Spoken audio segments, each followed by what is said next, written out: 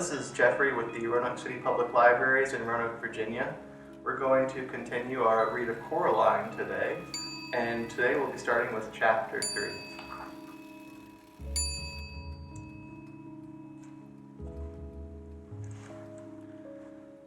The next day the sun shone, and Coraline's mother took her into the nearest large town to buy clothes for school. They dropped her father off at the railway station. He was going into London for the day to see some people. Coraline waved him goodbye. They went to the department store to buy the school clothes. Coraline saw some day-glow green gloves she liked a lot. Her mother refused to buy them for her, preferring instead to buy white socks, navy blue school underpants, 4 gray blouses, and a dark gray skirt. "But Mom, everybody at school's got gray blouses and everything. Nobody's got green gloves. I could be the only one." Her mother ignored her. She was talking to the shop assistant. They were talking about which kind of sweater to get for Coraline, and were agreeing that the best thing to do was to get one that was embarrassingly large and baggy, in the hopes that one day she might grow into it. Coraline wandered off and looked at a display of Wellington boots shaped like frogs and ducks and rabbits. Then she wandered back. "Coraline, oh, there you are. Where on earth were you?" "I was kidnapped by aliens," said Coraline. "They came down from outer space with ray guns, but I fooled them by wearing a wig and laughing in a foreign accent. Then I escaped." "Yes, dear. Now I think you could do with some more hair clips, don't you?" "No."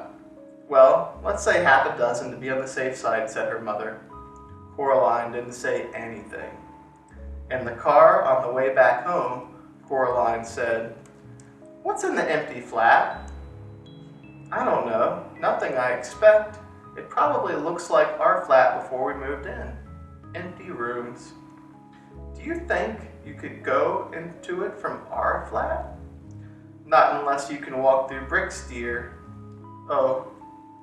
They got home around lunchtime. The sun was shining, although the day was cold.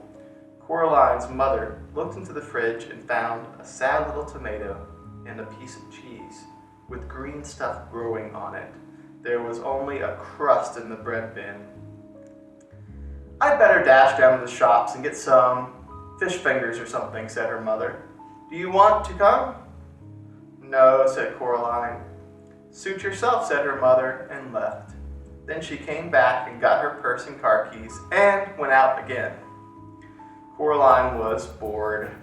She flipped through a book her mother was reading about native people in a distant country, how every day they would take pieces of white silk and draw on them in wax, then dip the silks in dye, then draw them more in wax and dye them some more, then boil the wax out in hot water, and finally throw the now beautiful cloths on a fire and burn them to ashes. This seemed particularly pointless to Coraline, but she hoped that the people enjoyed it. She was still bored, and her mother wasn't yet home. Coraline got a chair and pushed it over to the kitchen door. She climbed onto the chair and reached up. She got down, then got a broom from the broom cupboard. She climbed back on the chair again and reached up with the broom. Chink! She climbed down from the chair and picked up the keys. She smiled triumphantly. Then she leaned the broom against the wall and went into the drawing room. The family did not use the drawing room. They had inherited the furniture from Coraline's grandmother, along with a wooden coffee table, a side table, a heavy glass ashtray, and the oil painting of a bowl of fruit. Coraline could never work out why anyone would want to paint a bowl of fruit. Other than that, the room was empty. There were no knickknacks on the mantelpiece, no statues or clocks, nothing that made it feel comfortable or lived in. The old black key felt colder than any of the others. She pushed it into the keyhole, turned smoothly with a satisfying clunk. Coraline stopped and listened. She knew she was doing something wrong, and she was trying to listen for her mother coming back, but she heard nothing.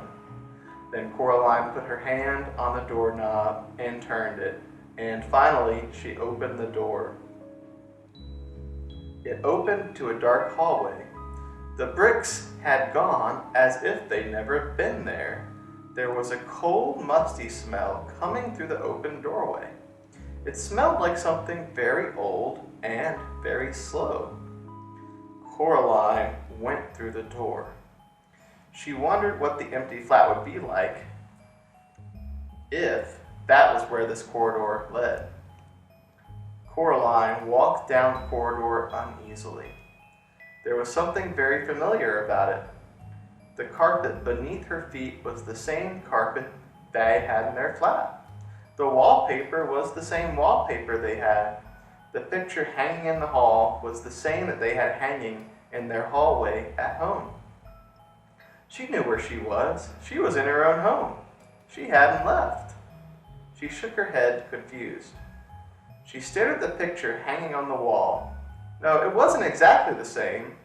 The picture had, in their own hallway, showed a boy in old-fashioned clothes staring at some bubbles. But now the expression on his face was different. He was looking at the bubbles as if he was planning to do something nasty indeed to them. And there was something peculiar about his eyes. Coraline stared at his eyes, trying to figure out what exactly was different. She almost had it when somebody said, "Coraline?" It sounded like her mother. Coraline went to the kitchen where the voice had come from. A woman stood in the kitchen with her back to Coraline. She looked a little like Coraline's mother, only her skin was white as paper. Only she was taller and thinner.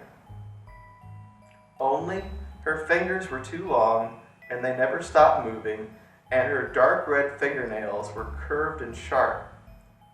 "Coraline?" the woman said. "Is that you?" And then she turned around. Her eyes were big black buttons. "Lunchtime, Coraline," said the woman. "Who are you?" asked Coraline. "I'm your other mother," said the woman. "Go and tell your other family that lunch is ready." She opened the door of the oven. Suddenly, Coraline realized how hungry she was. It smelled wonderful. "Well, go on." Coraline went down the hall to where her father's study was. She opened the door. There was a man in there sitting at the keyboard with his back to her. "Hello," said Coraline. I mean, she said to say that lunch is ready." The man turned around.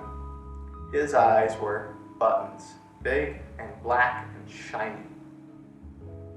"Hello, Coraline," he said. "I'm starving." He got up and went with her into the kitchen. They sat at the kitchen table, and Coraline's other mother brought them lunch. A huge golden brown roasted chicken, fried potatoes, tiny green peas. Coraline shoveled the food into her mouth. It tasted wonderful. "We've been waiting for you a long time," said Coraline's other father. "For me?" "Yes," said the other mother. "It wasn't the same here without you, but we knew you'd arrive one day, and then we could be a proper family. Would you like some more chicken?" It was the best chicken that Coraline had ever eaten. Her mother sometimes made chicken, but it was always out of packets or frozen and was very dry and never tasted like anything. When Coraline's father cooked chicken, he bought real chicken, but then did strange things to it, like stewing it with wine or stuffing it with prunes or baking it in pastry, and Coraline refused to touch it on principle. She took some more chicken. "I didn't know I had another mother," said Coraline, cautiously. "Oh, of course you do. Everyone does," said the other mother, her black button eyes gleaming. "After lunch, I thought you might like to play in your room with the rats." "The rats? From upstairs." Coraline had never seen a rat, except on television. She was quite looking forward to it. This was turning out to be A very interesting day after all. After lunch, her other parents did the washing up, and Coraline went down the hall to her other bedroom. It was different from her bedroom at home. For a start, it was painted in an off-putting shade of green and a peculiar shade of pink. Coraline decided that she wouldn't want to have a sleep in there, but that the color scheme was an awful lot more interesting than her own bedroom. There were all sorts of remarkable things in there she'd never seen before. Wind-up angels that fluttered around the bedroom like startled sparrows, books with pictures that writhed and crawled and shimmered, little dinosaur skulls that chattered their teeth as she passed, a whole toy box filled with wonderful toys. This is more like it, thought Coraline. She looked out of the window. Outside, the view was the same one she saw from her own bedroom, trees, fields, and beyond them on the horizon, distant purple hills. Something black scurried across the floor and vanished under the bed. Coraline got down on her knees and looked under the bed. 50 little red eyes stared back at her. "Hello," said Coraline. "Are you the rats?" They came out from under the bed, blinking their eyes in the light. They had short, soot-like black fur, little red eyes, pink paws like tiny hands, and pink hairless tails like long, smooth worms. "Can you talk?" she asked. The largest, blackest of the rats shook its head. It had an unpleasant sort of smile, Coraline thought. "Well," asked Coraline, "what do you do?" The rats formed a circle. Then they began to climb on top of each other, carefully but swiftly, until they had formed a pyramid with the largest rat at the top. The rats began to sing in high, whispery voices. "We have teeth and we have tails. We have tails, we have eyes. You were here before you fell. You will be here when we rise." It wasn't a pretty song. Coraline was sure she'd heard it before, or something like it, although she was unable to remember exactly where. Then the pyramid fell apart, and the rats scampered, fast and black, toward the other door. The other crazy old man upstairs was standing in the doorway, holding a tall black hat in his hands. The rats scampered up him, burrowing in his pockets, into his shirt, up his trouser leg, down his neck. The largest rat climbed onto the old man's shoulders, swung up on the long gray mustache, past the big black button eye, and on top of the man's head. In seconds, the only evidence that the rats were there at all were the restless lumps under the man's clothes, forever sliding from place to place across him, and there were still the largest rat, who stared down with glittering red eyes at Coraline from atop the man's head. The old man put his hat on, and the last rat was gone. "Hello, Coraline," said the other old man upstairs. "I heard you were here. It's time for the rats to have their dinner, but you can come up with me if you like and watch them feed." There was something hungry in the old man's button eyes that made Coraline feel uncomfortable. "No, thank you," she said. "I'm going outside to explore." The old man nodded very slowly. Coraline could hear the rats whispering to each other, although she could not tell what they were saying. She was not certain that she wanted to know what they were saying. Her other parents stood in the kitchen doorway as she walked down the corridor, smiling identical smiles and waving slowly. "Have a nice time outside," said the other mother. "We'll just wait here for you to come back," said her other father. When Coraline got to the front door, she turned back and looked at them. They were still watching her and waving and smiling. Coraline walked outside and down the steps. End of chapter 3. Join us tomorrow for chapter 4 of Coraline. Have a good evening.